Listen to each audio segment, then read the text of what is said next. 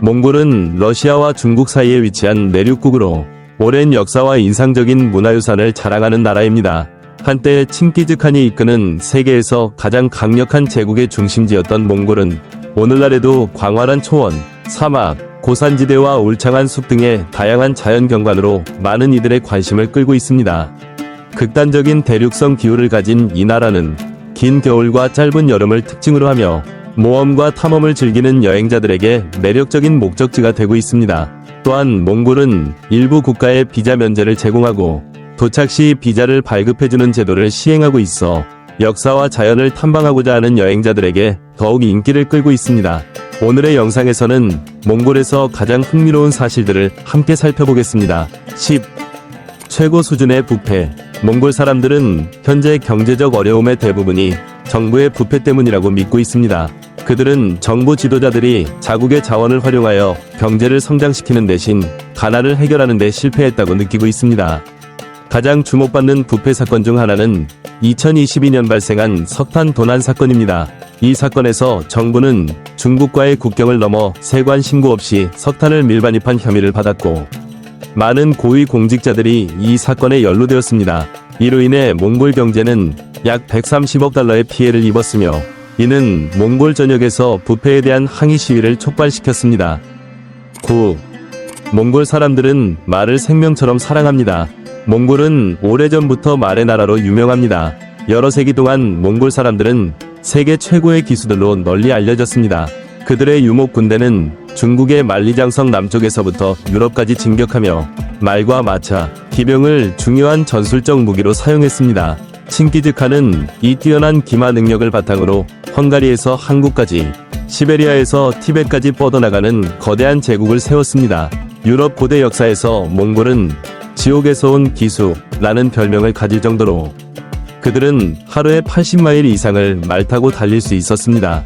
말은 단지 전쟁의 도구일 뿐만 아니라 칭기즈칸의 전략에도 중요한 역할을 했습니다. 그는 제국 전역에 전략적인 보급소를 만들어서 정보 전달과 명령 수신을 빠르고 효과적으로 할 수 있도록 했습니다. 오늘날에도 몽골 사람들은 말과 깊은 관계를 유지하고 있습니다.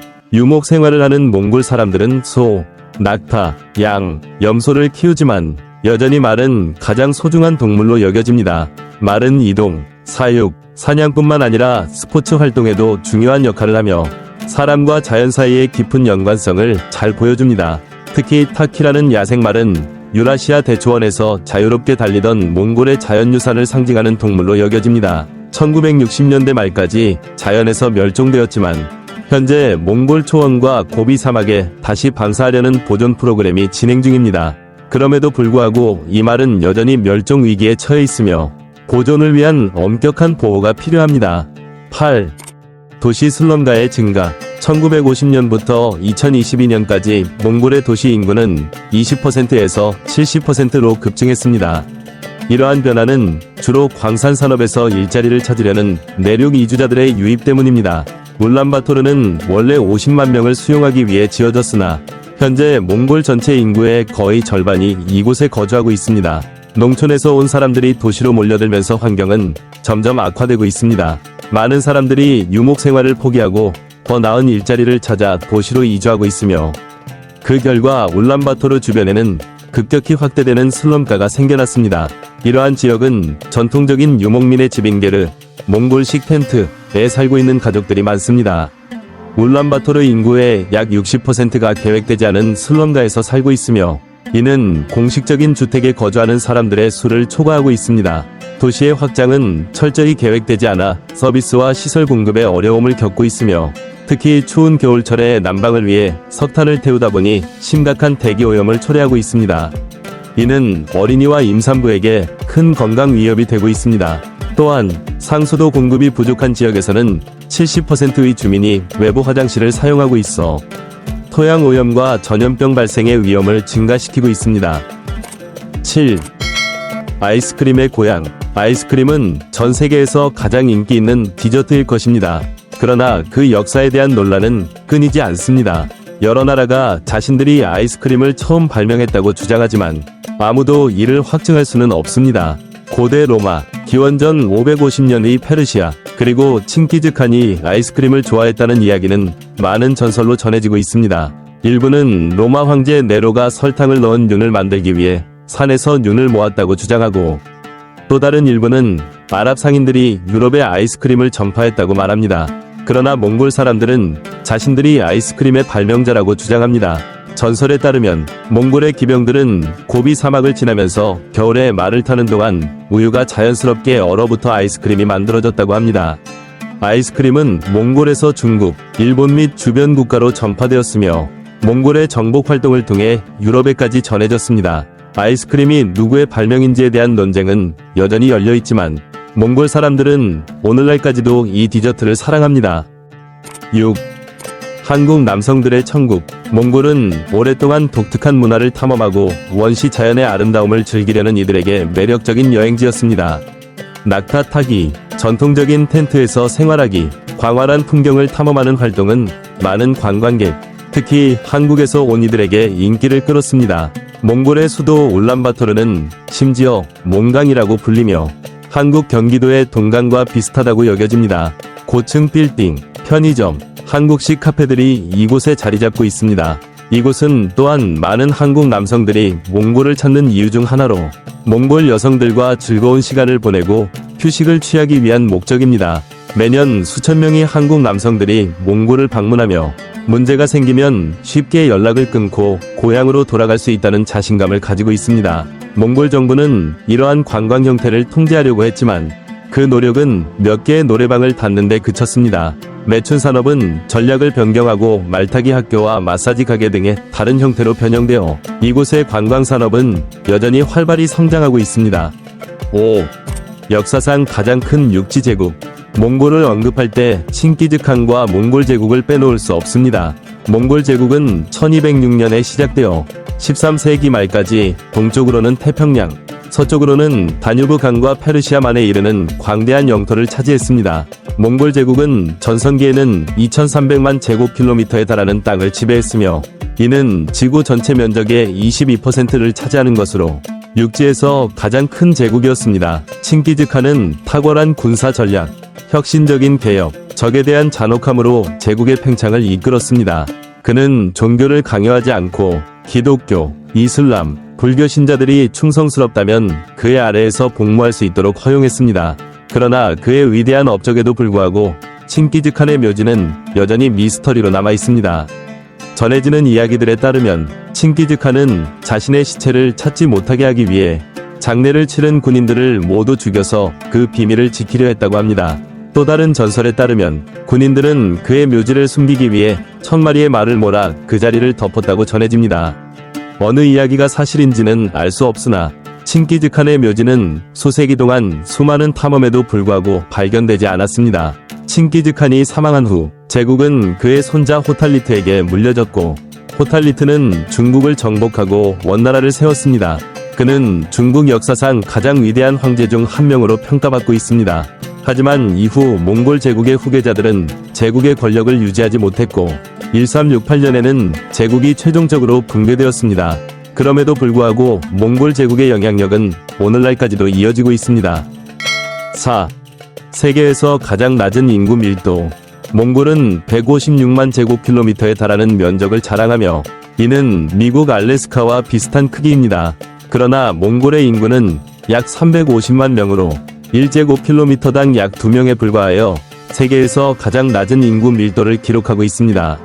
몽골의 대부분은 초원과 사막으로 덮여 있어 농업에 적합한 토지가 매우 적습니다. 몽골 인구의 30% 이상은 유목 생활을 하고 있으며 몽골 사람들은 이 전통을 매우 자랑스럽게 여기고 있습니다.